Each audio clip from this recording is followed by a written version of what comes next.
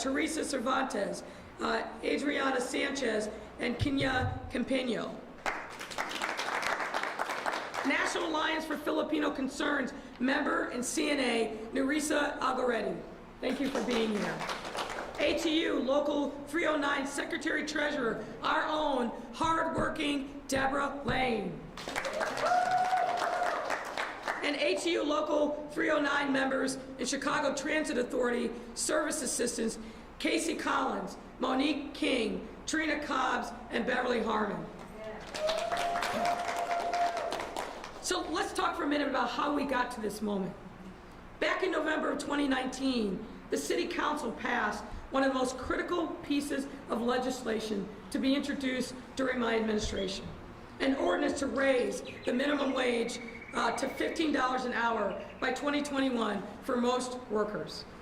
Importantly, this historic legislation made Chicago one of the few cities in the country to create a pathway to eliminate the sub-minimum wage for people with disabilities. We should be very proud of that fact as well. Now, of course, in November of 19, we didn't know anything about a pandemic, but we sure do now. And what we also know is that before then, and even exacerbated during the pandemic, far too many of our residents were struggling to make ends meet, despite having one or multiple jobs. And I know about this experience personally. Though my father worked 2 and sometimes 3 jobs, and my mother held a series of low-wage positions, including as a domestic worker, we still found challenges paying bills, keeping the lights on, and putting food on table. Unfortunately, a story that resonates with far too many of our workers. And make no mistake, my parents didn't have these low-wage jobs because they wanted to, or because they weren't qualified to do something else. Let's call it like we see it. In a small, segregated town that I grew up in, opportunities for black and brown folks to attain upward mobility were few and far between. More often than not, the reality in our society still is racism, sexism, and ableism kept my parents and other people away from accomplishing their own dreams and moving up to better paying jobs. And it's those same injustices that to continue to keep far too many of our residents held back and their families trapped and struggling, even today. These childhood experiences have made me a fierce advocate for equity, justice, and inclusion that I am today. I see myself in the workers of this city, struggling, fighting for dignity in the workplace, better paying jobs, and making sure that they can just provide a better place for their families. That was the struggle of my parents, and I want to make sure as mayor that I do everything that I can to ease the path for working families in this city. And this is even more urgent given what we've been through with COVID-19. As we're well aware, the pandemic has taken a devastating toll on our city's most vulnerable residents, especially those who are black, brown, or a part of our immigrant and refugee communities. So it comes as no surprise that many of these residents have disproportionately been impacted by the pandemic. Not surprisingly, we're working for minimum wage jobs, working long hours, sometimes in unsafe conditions, and in some instances, unbelievably, having their wages stolen. Now, all of these things are absolutely unacceptable, pandemic or no. That's why, in addition to celebrating this historic enforcement of a $15 minimum wage here in Chicago and no other jurisdiction in our state, I'm also proud to stand here today, surrounded by other city officials, labor leaders, and worker advocacy groups to celebrate and highlight the package of worker protection that come along with it. And let me tell you about those. Effective today, workers at businesses with 21 or more employees will be guaranteed a minimum wage of $15 an hour. While workers at businesses with 4 to 20 employees will see their minimum wage rise to $14 an hour as part of a gradual move towards $15 an hour by 2023 for these very small businesses. This is mandatory, it's not a suggestion. It is the rights of workers to be paid fairly. The minimum wage in Chicago is now $15, meaning that businesses must pay this out to their employees or face a series of consequences, which will be enforced by Andy Fox and his team. On its own, raising the minimum wage will give a raise, are you ready for this? For over 400,000 workers in our city. And what this means in practical terms, aside from the money, is it helps create financial stability for our most vulnerable workers, most of whom work in a restaurant, fast food, retail, home health care, or child care industries. But we know that isn't enough. We've also put in protections to ensure that our workers get the wages that they are owed, especially by workers in industries with a reputation for exploitation. Domestic work is one such industry. Throughout the pandemic, our city's care workers have been very hard hit. And let's talk about who they are. Over 95% of them are women. The majority of them women of color and come from immigrant communities, which is why they've been historically and systematically exploited. And we rely on these folks to take care of our homes and take care of our loved ones. That's why we launched the campaign, Your Home is Somebody's Workplace, to remind employers that they must treat care workers with dignity, respect, and give them fair wages and benefits.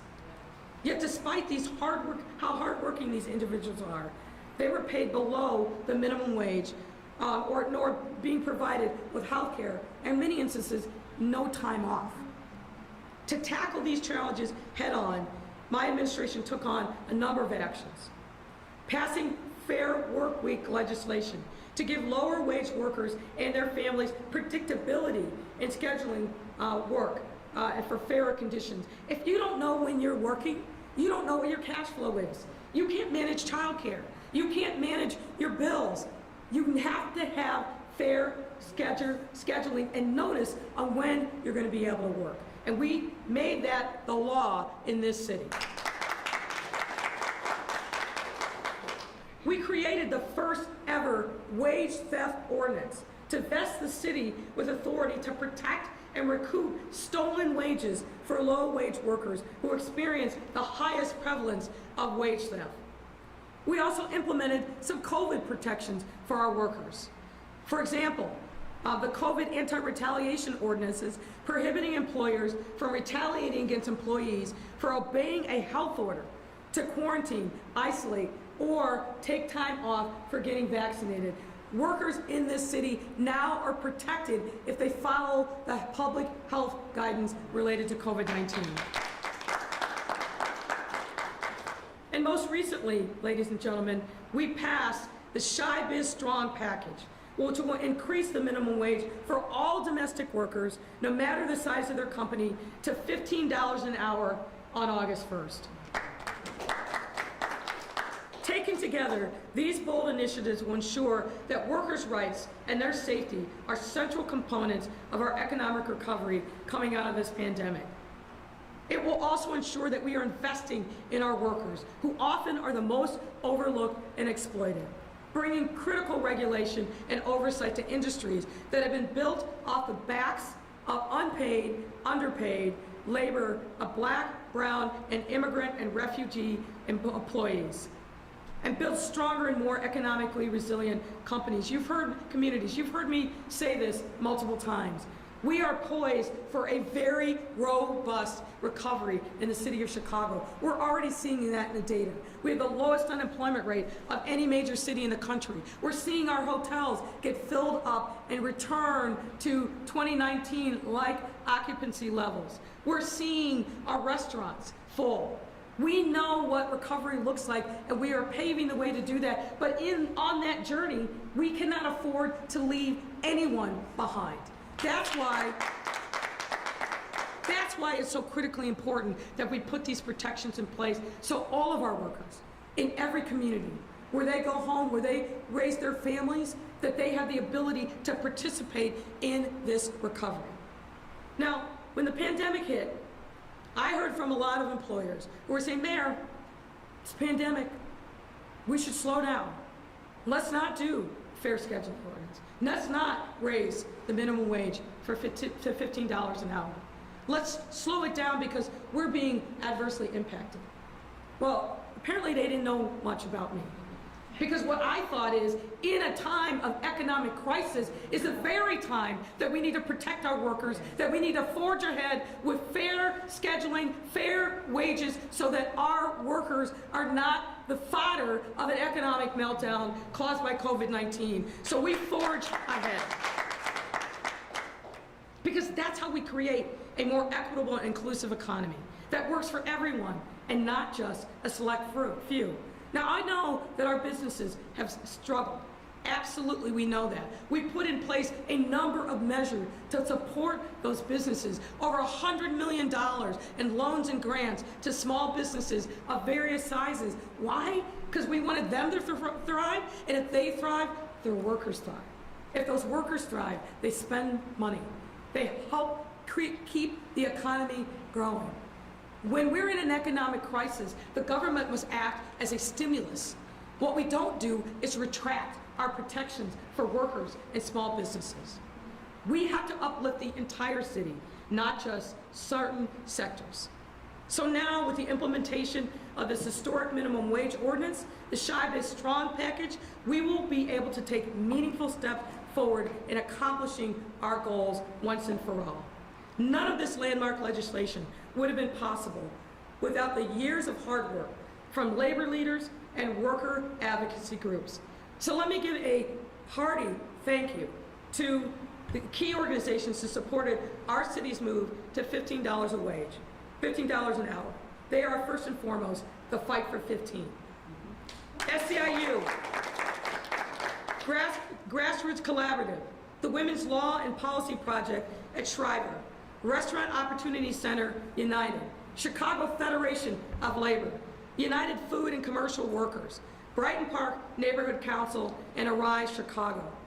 Now, there's others that I probably could have mentioned, but this village came together, united, and were determined to make this happen, and they deserve our hearty thanks.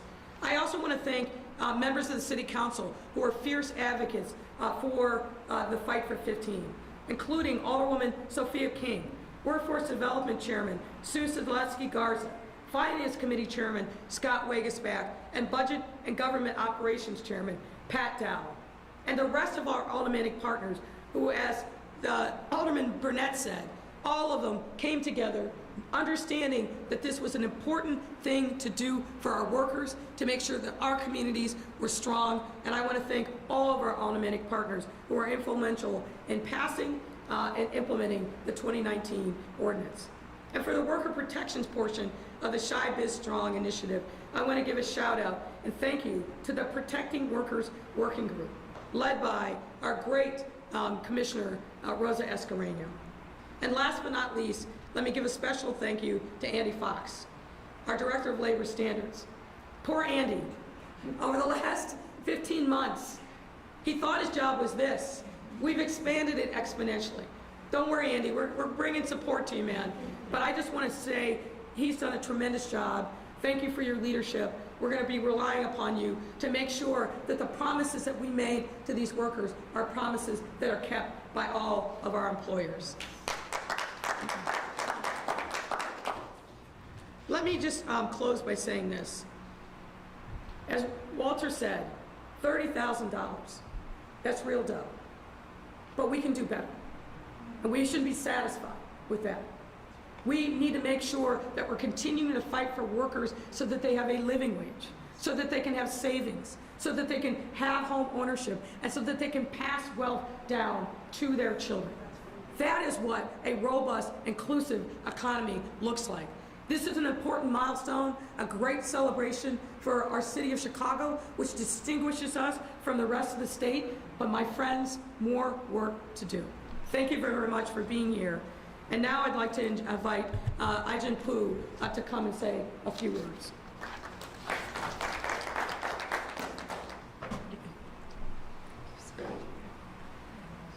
Thank you so much, Mayor Lightfoot, for your leadership. It is truly an honor to stand with you on this historic day for Chicago's workers. Behind closed doors of homes across our city is a workforce of women and women of color whose work makes all other work possible. Chicago's nannies, home care workers, and house cleaners spend their days nurturing the human potential of our children, restoring order in our chaotic households, and ensuring our elders and loved ones with disabilities can live full lives with dignity, even as they become frail or ill. Throughout the pandemic, they worked as essential workers, as a lifeline to so many people who were among the most vulnerable to COVID-19. Despite the importance of this work, it is some of the most insecure and undervalued work in our economy, defined by poverty wages, unpredictable schedules, lack of job security, or basic benefits. And I think the pandemic helped all of us see how essential care is in our lives. As millions of women, especially women of color, were pushed out of the workforce due to caregiving challenges, we started to understand that care, from childcare to elder care, is the foundation of the economy. Just like roads and bridges, families, and especially women, rely on care to go to work. And yet for too long, the workers who provide that care that we rely upon have had to struggle to care for themselves and their own families doing this work. Until now. Thanks to the leadership of Mayor Lightfoot and our City Council, real action, not just applause, not just banging pots and pans or recognition, but real action is being taken to ensure that domestic workers and all of our workers are protected and fully included in our vision for economic recovery and the future of this city. The Mayor's Shy Biz Strong plans and the launch of Your Home is Someone's Workplace campaign demonstrate what it looks like to begin to value and secure our care workers as part of building a strong economy. In our great city, this group of workers who have faced exclusion from some of the most basic labor rights since the New Deal because of racism will now have contracts, protection from wage theft, and earn a minimum of $15 per hour for their essential work. On behalf of the National Domestic Workers Alliance, I want to thank you, Mayor Lightfoot, for your leadership and your support of our workforce. I also want to thank our affiliate organizations who are part of the Illinois Domestic Workers Coalition, Arise Chicago, AFIRE, Latino Union, and the Shriver Center for their hard work and leadership. And most importantly, thank you to the domestic workers and care workers of Chicago for the work you do every single day to care for our families, our homes, and our city. You are the foundation of our city and truly essential. And now it is my extraordinary honor to introduce a powerful leader for Chicago's working families, Commissioner Rosa Escareño.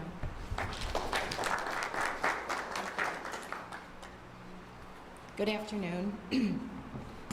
My name is Rosa Escareño, and I'm the Commissioner of the Department of Business Affairs and Consumer Protection, which oversees the Chicago Office of Labor Standards. And yes, joining me is Andy Fox, our Director of the Office of Labor Standards, and yes, his portfolio has magnified, and so we're behind you. I'm right there, Andy. But I am extremely proud to join the Mayor and all these advocates and partners in this great celebration as we move to a $15 minimum wage. This is really a momentous occasion, and we are the first Midwest city to guarantee our workers a $15 minimum wage, a milestone we are reaching a full 4 years quicker than the rest of the state of Illinois. We are here today to thanks to the passage of the landmark minimum wage ordinance 2 years ago. But the work did not stop then, and it won't stop now as we have reached the $15 minimum wage hour today. This work continues. This accomplishment is a testament to the Mayor Lightfoot's unflagging commitment to put Chicago's workers first. Thanks to the many pro-worker efforts, workers on our great city, all the great workers in our city are able to benefit from the very strong worker protections, among the strongest in the country. Again, as Mayor has indicated, since 2019, we implemented the groundbreaking Fair Work Week ordinance. We launched and operationalized the Chicago Office of Labor Standards, which did not exist, which Andy leads. We passed 2 anti-retaliation ordinances to protect workers during COVID. And we just last week passed the Shy But Strong initiative, which includes a variety of important protections which have been mentioned. These efforts focus on building a stronger city post-pandemic so we can come back stronger. We are standing behind and uplifting all our most vulnerable workers, including the domestic workers that are susceptible to exploitation. The Office of Labor Standards will keep fighting for you, and in 2020, amidst the backdrop of a pandemic, we received 102 complaints regarding the minimum wage and cited 48 businesses with fines totaling $150,000, including working with those businesses to ensure that employees got restitution. With a guaranteed living wage, a fair schedule, new safeguards against wage theft, in addition to welcoming city protections. We're a welcoming city, as you know. Chicago is telling workers across the country that Chicago is a place where workers want to not only work, but where they want to move and live. These initiatives and the ongoing efforts, thank you, of our Office of Labor Standards, we are sending a strong message to Chicago's workers is that the city has your back. We value you and we will not stop fighting for you. So thank you. I'll just take a couple minutes to repeat some comments in Spanish. Buenas tardes, mi nombre es Rosa Escareño y soy la comisionada del Departamento de Asuntos Comerciales y Protección al Consumidor, el cual administra la Oficina de Normas Laborales en Chicago. Me acompaña hoy Andy Fox, quien es el director latino, habla español y vive en Pilsen. Él es el director de la Oficina de Normas Laborales bajo el departamento y es un incansable defensor de los trabajadores de Chicago. Me enorgullece unirme hoy al alcalde Lori Lightfoot y a todas las personas que están aquí para celebrar este cambio en el salario mínimo de $15 la hora. Esta es una ocasión histórica, ya que Chicago es la primera ciudad del Medio Oeste en garantizar a nuestros trabajadores un salario mínimo de $15. Este es un momento importante que estamos alcanzando 4 años más rápido que el resto del estado de Illinois. Esto pone a Chicago como una ciudad que apoya y aboga por el trabajador. A partir de hoy, a los trabajadores de empresas con 21 o más empleados se les garantiza un salario mínimo de $15 la hora, mientras que a los trabajadores de empresas con trabajadores menos de 20 empleados, su salario mínimo sube a $14 la hora y llegan a $15 la hora en el 2023. Mientras que el aumento del salario mínimo el aumento de salario mínimo dará aumento a más de 400,000 trabajadores que están viviendo en Chicago. Eso crea estabilidad financiera para nuestros trabajadores y sus familias. Y a partir del 1 de agosto, todos los trabajadores domésticos, sin importar el tamaño de la empresa, recibirán también el $15 la hora salario mínimo. En la ciudad de Chicago, trabajadores tienen un salario digno, garantizado, un horario justo, protecciones contra el robo de salarios, además de protecciones antirrepresaliales. Con estas pólizas apoyando a los trabajadores en Chicago, Chicago dice sí a los trabajadores, dice que sí los apoyamos y que sí tienen valor en esta ciudad. Estas iniciativas son los esfuerzos continuos de nuestra oficina bajo del alcalde Lori Lightfoot Estamos aquí, gracias a todos, y ahora voy a presentar a la próxima persona. I'm going to introduce Adriana Alvarez for Fight for 15.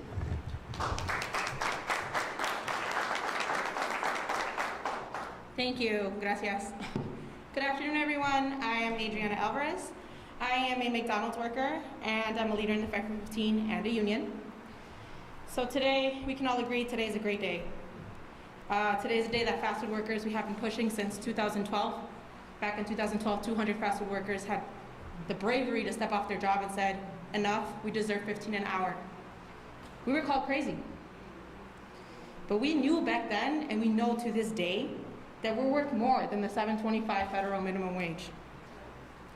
When companies just like McDonald's made nearly $5 billion in profits last year, in the middle of a pandemic, I think we deserve to be paid enough to support our families through our hard work. Without us working there during a pandemic, they wouldn't have that $5 billion. In my case, I have a 9-year-old laying down over there somewhere.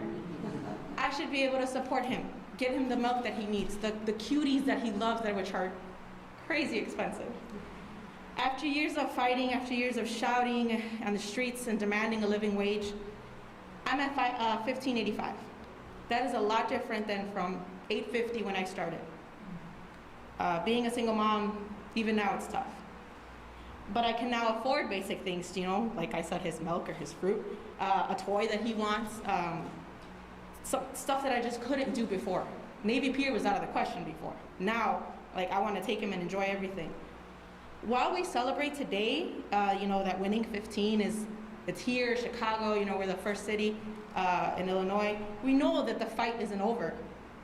It's only just begun. You know, like the alderman said, that's $30,000 a year. But that's not possible without a union. They could pay us $30 an hour, but they'll give us 2 hours a day and call it a day.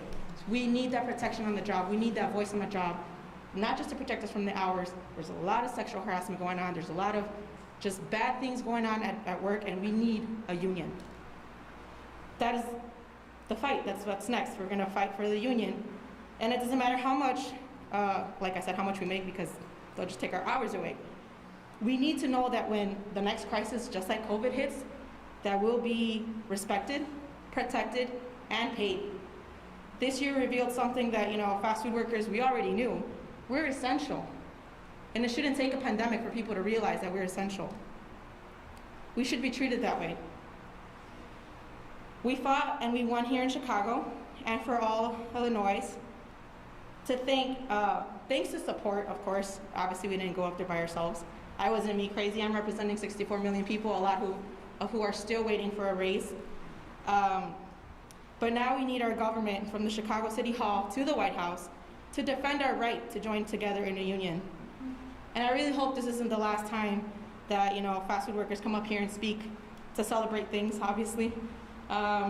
We need leaders to support workers, to be on our side, not just today, but as we keep fighting for a better future for all fast food workers. Thank you, Mayor Lori Lightfoot, for inviting me here. Like I said, I do represent, it's not just me, I'm not just one crazy person. There's 64 million people out there who deserve a better living. A lot of them have families. And thank you for inviting me here on behalf of all fast food workers across Chicago who have fought so hard to win 15 an hour. And I know that on this historic day, the entire country is looking to Chicago. But without the Fight for 15, without 2012 and us being called crazy, there would be no July 1st Chicago celebrating. And I think that's so awesome and so empowering. And thank you everyone who has come out to support us. But we won't stop demanding a union, not just for every worker in Chicago, but for every single McDonald's worker, and also every worker across the country who deserves a livable wage and the right to form a union. Thank you. Our next speaker is now Casey Collins, a CTA worker. Good afternoon, everyone. My name is Cassie Collins. I am a customer service assistant at Chicago Transit Authority. I want to first thank Mayor Lightfoot. Thank you for allowing us to come here. I want to thank you for including public transit in this ordinance. It does make a difference, and We're glad that this was able to get passed. I want to thank City Council because of your hard work, we were able to get this put in motion. I would like to thank our union leaders, President Eric Dixon, as well as our Secretary-Treasurer, Deborah Lane. Because of your leadership, we were able to come out here and get our voices heard. Thank you to my co-workers, Trina, Beverly, and Monique. Thank you all for your sacrifice. Thank you for your voices. Thank you for getting us heard as well. For all of those who devoted countless hours and put all your time into getting this ordinance passed, we appreciate you. We thank you. This minimum wage increase had to happen, and it has. When I first started this position, the pay was $12.40. It's a struggle living paycheck to paycheck. But it's even worse when you can't even afford the simple things such as rent, car payment, or even your household necessities. To see this increase now for those coming in, it's a great start. Even though we know there's more work to be done, this helps pave the way for more of my coworkers and others across the city of Chicago to be able to afford a more livable wage and raises the bar towards making our lives here at CTA a little easier. Again, I want to thank you guys for all your support and all of your help. I would like to now introduce Narissa Allegretti, Certified Nursing Assistant of Home Health Aid.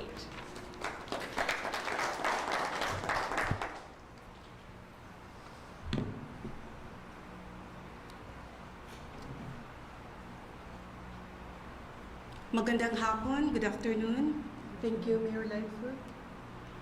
My name is Narissa Allegretti. I migrated here in early 2000, around the time when I turned 40 years old, and has been certified nursing assistant since 2004, starting with a pay of $7.50 per hour in one of the nursing homes.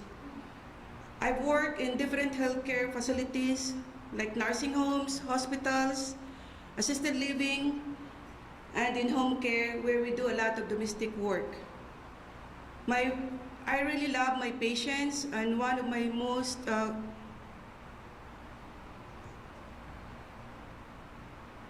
really enriching experience in life is to be working with the elderly. When I came here, it was like a shock for me because it's like a culture shock. Because in the Philippines, we hardly have nursing homes because our elderly stay with the family, and we all kind of like compete to have our elderly, our grandparents with us, like around the family or the clan. So it's kind of really enriching and heartwarming, and I really love all my patients. And my most favorite patients are the ones who are in hospice because they really needed us most during their last hours, and also the Alzheimer patients. I work in the hospital, like different floors, mainly the cardiac unit, but with the type of work, I myself have already like a lot of palpitation, working nights for several years, and so I transferred to home care, and sometimes I work as a live-in caregiver. So it's not really easy. There are times I hardly even reach with my home care $15 per hour. It's like there are like $10 per hour, 11, 12, sometimes 13. And I know that the home care agency usually receive like from $30 to $50 per hour from their client, but that's the only amount that we receive per hour. So this is really a milestone. Many of us will benefit from this, and I thank the leadership of Mayor Lightfoot for making this happen. And on the other hand, it is also important for us to organize. So I myself is a volunteer organizer and leader of the National Alliance for Filipino Concerns, and I help organize my community and advocated for the rights of labor traffic victims and migrant workers. Again, I would like to add our voice of deep appreciation to our mayor in leading this ordinance protecting workers with a written contract requirements for employers and a path to $15 minimum wage, especially in the period of economic recovery from COVID-19. Again, many workers will benefit from this ordinance. And on the other hand, as a people of color, we are also concerned of social issues affecting us. It would be great if our mayor continued to help uplift our voices against anti-Asian hate crime and to continue to ensure more police accountability of Black and brown neighborhoods.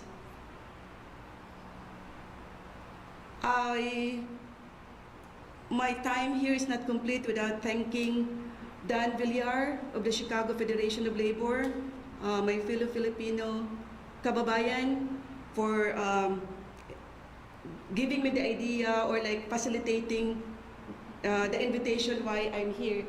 I'm so happy I arrived on time. I was doing community work in Detroit. I just arrived like an hour before this started, but I'm here. So I'm so happy. Mga kababayan, maligaya tayong lahat because of this. And again in Filipino, I would say thank you. And in Filipino, it means maraming salamat. Thank you.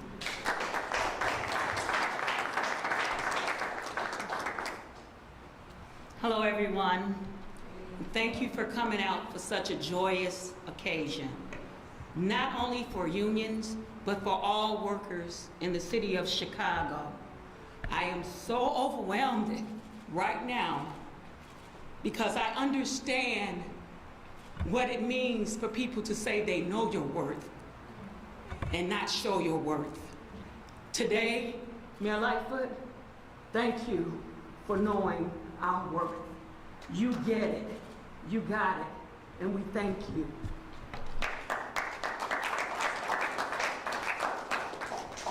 To our president, newly elected President Eric Dixon, who never clips my wings and allow us to fly in our union, we want to thank you. To Cassie Collins, Monique King, to Beverly, to Trina, thank you all for taking this fight with us. The ATU, Amalgamated Transit Union, we represent 3,000 transit rail workers. Our customer service assistants are our lowest wage paying workers. I know most of you can be shocked to know that transit even have low wage workers, but they do.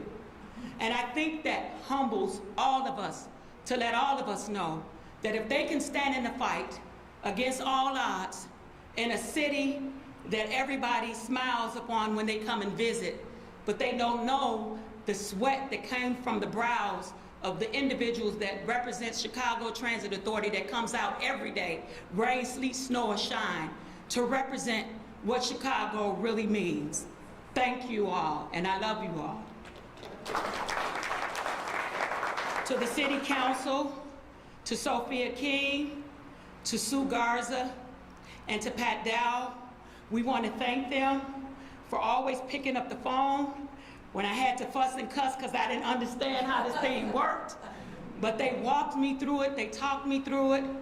To Erica with SEIU, to CFL, Don Valer, and I just want to thank you all for allowing me to be nosy that day at CFL when you all were having a meeting.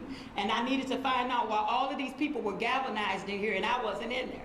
Thank you for inviting me in that room because you invited us in that room, you invited my transit workers to now have a voice and a choice and a seat at the table. And I want to thank you, CFL.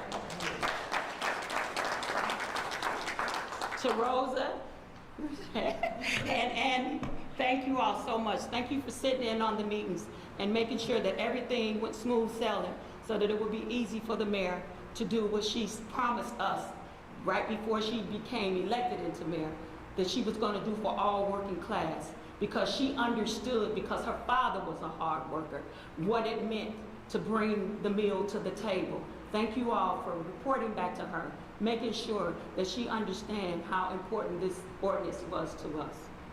Now to the 1%ers. We need you to understand that workers want to be where they're appreciated, not where they're tolerated. The 15 is a step in the right direction here in Chicago, and I hope that other cities and state piggyback ride off of it, and not just because of the pandemic, but because you know your workers' worth, and the shoulders that you stand on, and the backs that you stand on every day is that of working class people who just want to live like you live. As long as I have breath in my body, I will forever fight for the working class, because I sat in the same seat that Monique, that Trina, that Cassie, and that Beverly sit in. I sat there, and when I ran for office, I vowed that I would never ever want any of our CTA workers to go through what I had to go through as a single mom working at a good paying wage job. Now our workers can at least see the skies a little bit, but we still have work to do. Today is a great day of celebration because this is what our foreparents have always fought for us to know our values, to know our worth in the workplace, and never let anyone talk us down because of the almighty dollar. Because at the end of the day, all of us are human. All of us breathe, we live, we move, and we have our being. Thank you, Chicago, for having the respect and the love for the working class. Thank you for the 15.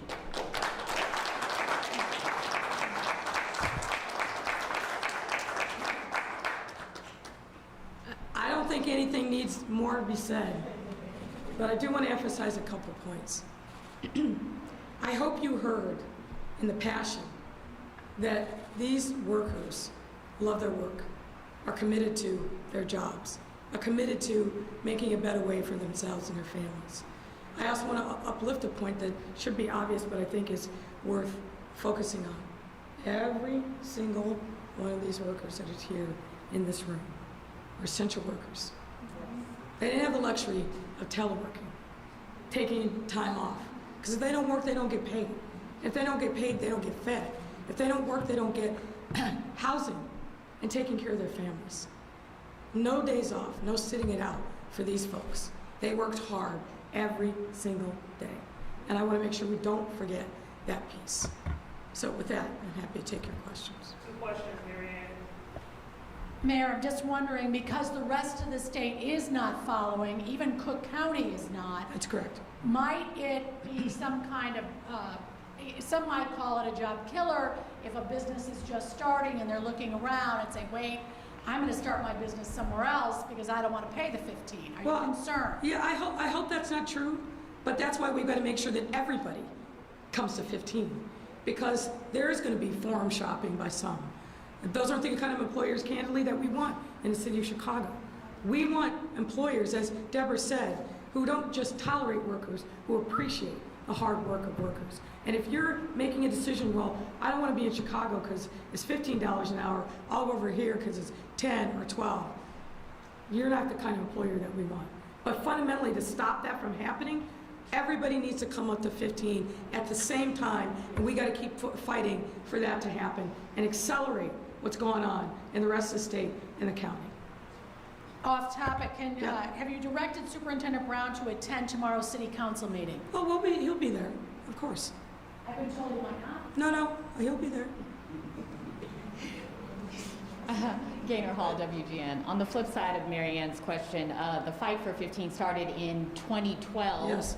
Considering it's now 2021, is $15 enough, and will you work towards maybe boosting it higher? Well, that's why I said, look, I think this is a day that we've got to celebrate. It's a tremendous milestone.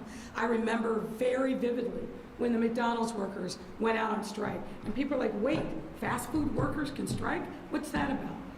But the fact of the matter is, sometimes the road and the journey is long, but we've gotten to a very important milestone, and I don't want to underestimate that. But yes, we need to keep fighting to make sure that wages can pay people a living wage. And $30,000 is real money, but as you heard from many of these workers, what they fear is yes, they get $15 an hour, but now they're only going to get 10 hours a week. So there's a lot more that we need to do to make sure that workers are protected in our city, and our state, and our country. So will you work towards boosting it higher Say it in the again. near future? Our Will you work our towards ordinance boosting- allows for it to go up, but yes, we've got to think about what really is a living wage in the city of Chicago, and we'll continue to work with our partners on that. Off topic, Mayor, if you would, going back to David Wait, Brown. Who are you? Wait, who are you? I think my name might be Mud in some occasions. Go ahead, Craig. Thank you. I think you addressed it a little bit in your statement yesterday, but I'm hearing from some aldermen today, they think this call for the hearing tomorrow is shenanigans. Others are saying we need accountability, we need to hear from the superintendent. What do you think this is really all about, and does he need to be accountable to the aldermen and provide details of his plan? Well, first of all, he is always accountable to the entire city, to every resident. We had our very first summer safety briefing on April 8th. April 8th. Some people came, some people didn't. Some of the people that signed and said, oh, we need accountability, we need to have a public forum. Some of those very same people never bothered to avail themselves of the various briefings that were given. We had another one on May 4th, joint meeting between public safety and health to talk about what I'll call the soft power elements of public safety. So, and then beyond that, every Monday, as you know, the superintendent does a stand-up. And in that stand-up, he accounts for what happened over the previous week and the previous weekend. In addition to that, there's things called CAPS meetings. There's things called reaching out to your commander. There's plenty of opportunities for aldermen who are genuinely concerned to get insight. At least 2 aldermen a week get a personal call from the superintendent just to check in. So, do I think this is about public safety? No, I do not. Are we going to be there to answer questions so residents are assured? Absolutely we will. But let's face the facts here. This is political shenanigans, and you can figure out who's behind it. Burger King Ed is still alive and well, and he is messing around and trying to create chaos. Now, he can't do it he can't do it in a way that makes him public, but he's doing it through puppets, and we're trying to orchestrate chaos. We've seen this picture show in 83, 84, 85, 86. But guess what? Having seen that nonsense, it's not happening again. So Burger King Ed and his minions, a guy who's an indicted criminal, we're not going to let him stand in the way of getting work done for the people of this city. You can be sure of that. So we'll be there. The superintendent will ask questions. We'll answer questions. He will give a presentation, not unlike what he's doing this afternoon. But we're not going to let people who just think that the city council is political theater get in the way of doing the work on behalf of our residents. Shame on them if they think that they can, because that's not going to happen. Chicago has seen mass shootings the last 2 weekends. How confident are you in the plan that the superintendent has outlined to you, with obviously more details than he's making public, that this is something that may be preventable, if that's even possible? Well, look, I think that, as you know, public safety is not flick a switch, and it's not just flood a particular area. What we're seeing is a manifestation, in my view, of decades of neglect in certain neighborhoods where young black and brown boys think that their only destiny is somebody's corner spot, early death, or jail. And so they're fighting for something because they don't see the alternatives. So the work that we have been about from the day that I became mayor is providing those other options. Healthy, productive ways in which young people can really define their own lives and not have them characterized or designed for them by other forces that don't care about them, that are just going to use them up. And when they get arrested or when they get killed, it's next man up. That is a sad commentary of the decades of racism and systemic disinvestment in neighborhoods in Black and brown Chicago. We're working hard to turn that around, but we're not going to be able to flick the switch. But what it's also indicative of, and you've heard me say this before because I believe it to be true, is the fact that for far too long in this country, we don't take seriously the flood of illegal firearms that are coming into cities like Chicago. Chicago Police Department, I believe, has taken close to 6,000 illegal firearms off the streets already this year. And we know that that's only the tip of the iceberg. Last year it was almost 12, double New York and LA. Why? Because we have federally licensed gun dealers who think it's okay to sell to criminals and straw purchasers, because we have lax standards and enforcement in states like Indiana, and we have gun shops that line the city of Chicago and don't care about the carnage that is wreaking havoc on our streets every single day when they sell firearms to people that they know have ill intent.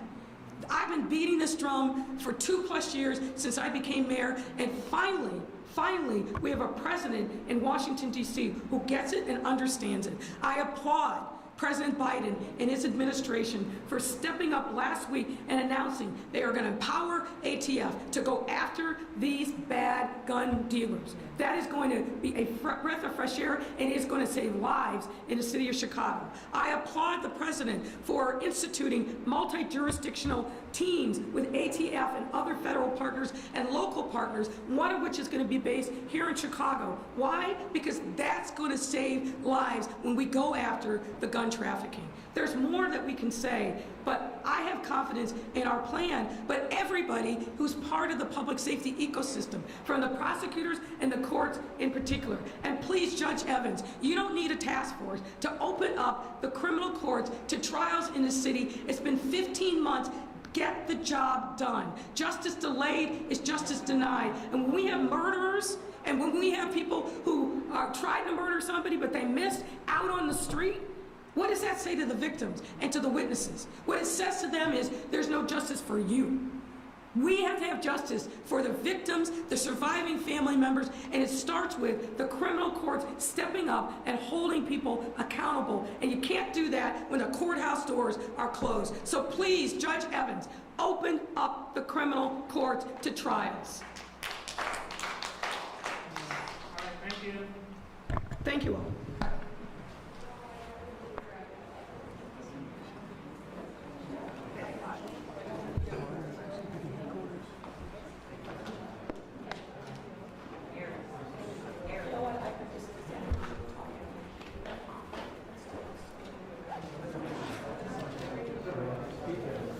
Yes, yeah.